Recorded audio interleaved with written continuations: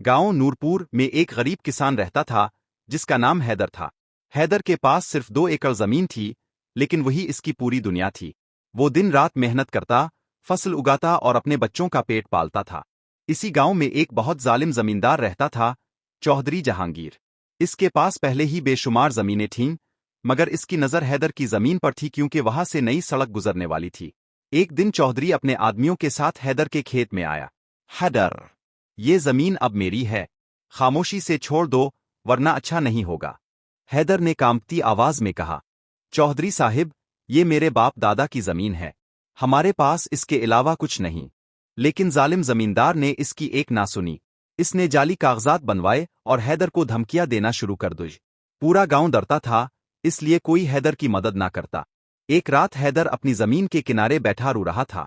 इसी वक्त वहां एक पुलिस ऑफिसर आया, जिसका नाम इंस्पेक्टर सलमान था। वो नए थाने में तैनात हुआ था और इलाके के हालात जानने निकला था। इसने हैदर से पूछा, बेबे औरूर।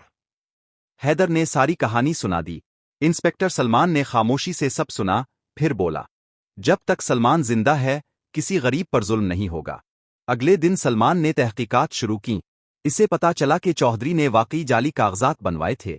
इसने तमाम सबूत इकट्ठे किए और अदालत में पेश कर दिए। चौधरी जहांगीर ने पैसे और ताकत के जोर पर सलमान को डराने की कोशिश की, मगर सलमान ना डरा।